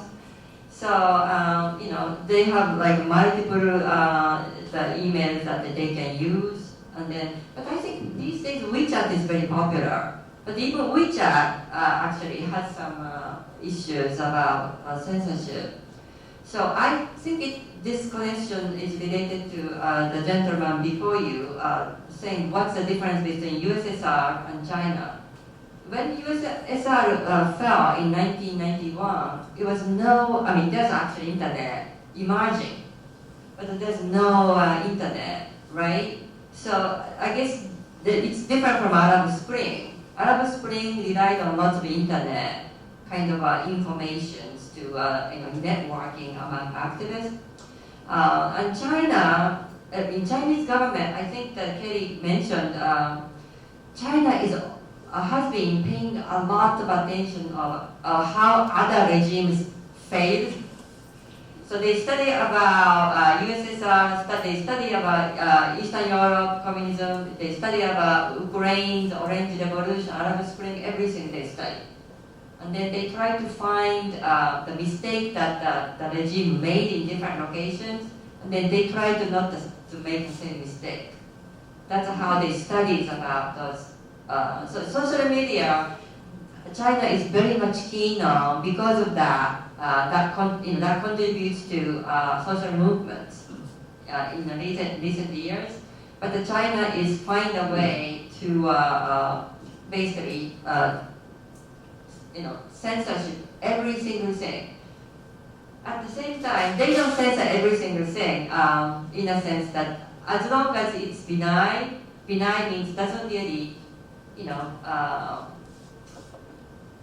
make regime look so differently bad.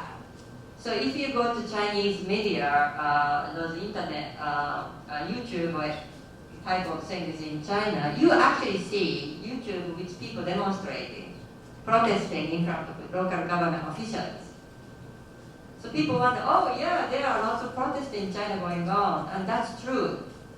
And then those things are not necessarily censored, but it will be censored, it will become so much out of control. It kind of generate people to start following it, and then people start convening through the internet message, texting, saying, hey, we should meet in a certain date and time, and then let's just protest. If that's a kind of a collective action is generating through the internet, they will shut down quickly. But you see a lot of YouTube video, which you can see many people actually protested. Not many people, but like less than 100 people, I would say. So that's That's a fantastic point, and I think that the greatest thing that we can do, so then cause and effect, right? So if we're going to take tangible action, the greatest thing that the United States could do would be further align ourselves with European allies on information security and personal privacy, right? As it pertains to all of this. So very much we're kind of in the camp at the moment and say, well, corporations should be, they're labeled as people now, right? And they should be able to buy and sell your personal information, right? The Europeans fundamentally disagree with that. They think that your personal information is different. So then I think that to counterbalance, this is a great tactical way for us to rekindle the relationship with our European allies, and then eventually use that as a fulcrum to kind of lock arms, as Kelly had said, go to China and say, listen, what you do with this data and the way that you kind of police people like this is not acceptable in a global society. Therefore, Huawei and these companies cannot participate in telecommunications infrastructure until you agree to abide by the same personal privacy principles. That would be a gigantic leap forward in our kind of collective development as a global society. Excellent. One more question. This gentleman in the back. This is actually posed for Kelly and Josh, and I have a little bit of a thought experiment for you that I'd like you to respond to. Let's say that the current disruption in trade between China gets corporations to say we have to rethink our supply chain. And though we have a period of disruption, it now lands in India or Vietnam. Would that not help with the IP problem and weaken China economically so that they might be more inclined to follow world rules?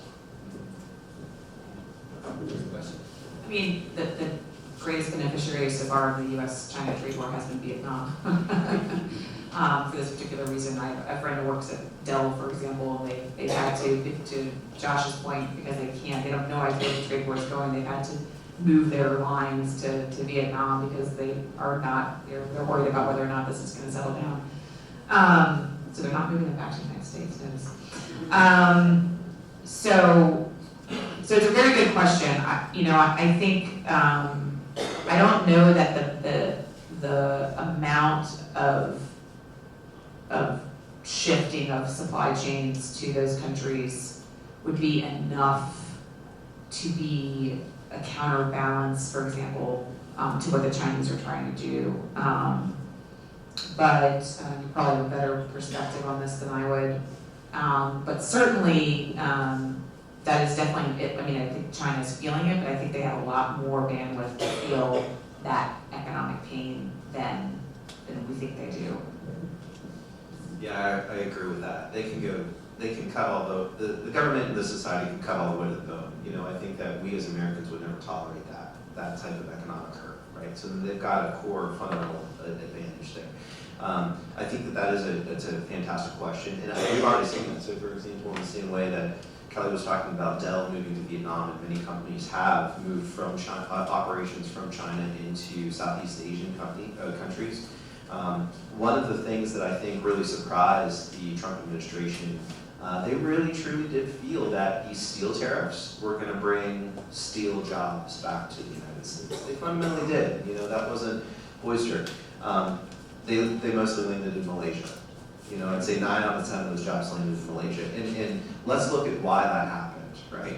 A large part of why that happened was because a lot of Americans, who benefits from that steel tariff? It's not the end producer, the component manufacturers, right? It's the physical factories that actually make the raw steel, right? So then that was actually a smaller market segment of jobs than I think that administration officials realized. They were thinking, oh, if we raise steel tariffs, that'll permeate all the way down to the supply chain and all the way out to Detroit and throughout the automakers and throughout Ohio. That's just not what happened. What happened was that the American steel companies who were actually making the same raw steel components used that as a cash grab opportunity, right? Because think about what the loyalty of a large company CEO is not to the customer, it's not to the employees, it's to the shareholders, right? So then they saw American corporations said, okay, great, we've got this 25% steel tariff. This gives us a reason to raise our cost by 25% and still sell the same amount of products, do a 25% distribution to our shareholders, and not have to buy one new piece of capital equipment or add one new job. Yikes. Okay, well then that means that they weren't even talking, about like, hey, we're going to do this for you, but this is what we expect. But that's a great question. In terms of the proliferation of supply chains, what we see is that a lot of companies are now hedging outside of China, like we talked about. So then that's the other thing about it. So then they still have their Chinese facilities. They have almost no company that I've talked to has closed down their China facility, because that is the lowest cost, best option to move forward. But then what they've done is they've just opened a second factory in Vietnam or Malaysia or Cambodia or elsewhere in order to kind of move it there. So I think that what we're seeing is that now we could use this as an opportunity to further spread Americans' form of democracy and capitalism to those countries. But what we also see, and this is maybe a little bit more kind of on a granular level, but one of the things that has been a huge, let's go back to the IP issue, because this is really interesting, right? So there's a little bit of a misconception here. I want to say that when we think about IP theft of American IP into China, this isn't a rampant, at some levels, the government is coordinating that. In the case of Huawei, I believe that's the case. In the case of ZTE, right? ZTE, that is the case, right? But for most parts, what you have is Chinese entrepreneurs and private business owners who are trying to build a business just like American entrepreneurs and small, medium-sized business owners, right? And what do we have all in common? What we all have in common is that you want to get in bed with a partner that you can trust. You want to get in bed with a partner that you can work with, right? And the Chinese feel the exact same way. So I think that there was a little bit of a disconnect in the way that the Chinese form business relationships. They do the relationship first, and once we establish that we can have a relationship together, then let's form a business relationship. And America looks at that fundamentally the opposite way, right? We say, okay, well, let's form a business relationship, and if it's profitable for both of us and it works, then I'm interested in having a larger relationship with you. So that there is a fundamental disconnect there. And one of the things that I see reoccurring, a mistake that I see so many companies make, is what we call 5% year-over-year cost reduction targets, right? So then this was a fundamental part of the way that large companies drive their stock value on the stock market, is by forcing their supply chain partners into producing cheaper and cheaper and cheaper goods, right? Now, that only works until you get to the bone, right? You know, you can't bleed a rock anymore, right? So then, but whenever an American company says to their Chinese partner, joint venture partner, hey, you owe me a 5% cost reduction target this year, and they say, hey, we're at the bone here, we can't cut anymore, and they say, well, just make it happen, right? Just make it happen. Say, all right. So then what the first step in that is often they'll cut their quality control staff, right? Which then results in much larger systemic problems for that American company. So like, well, why is our quality all off now? What? And so then whenever we think about cheap Chinese goods, oftentimes the Chinese partner thought that was a mandate from their corporate partner saying, hey, find a way to cut this out. And we want the lowest hanging fruit's quality control, right? And then whenever you get past that, and they keep getting pushed and pushed, and then whenever they're facing threats from their American joint venture partner saying, either give me this cost reduction or I'm finding a new partner, well, it's at that point where they feel like, okay, this relationship is broken, I've got no loyalty to you anymore. So ties the bind us together. Can I just, does anyone here watch 60 Minutes? I love 60 Minutes. There was a great segment recently about rare earth metals. And I wanted to raise it because it's just an example of China has leverage too, and they will use that leverage if they need to. So China basically dominates rare earth metals. Rare earth metals are in everything we use, basically. Computers, phones, magnets that run, larger semiconductors, etc. It's in everything. And they dominate the industry of rare earth metals. And they're thinking about ways to use that as leverage against us in the trade war. So I think it's important as we pursue the thinking around whether the trade war is effective, is to acknowledge the fact that the Chinese actually have their own leverage as it relates to us. Seiko, any thoughts before we adjourn? Okay. Well, let's give our panel a round of applause.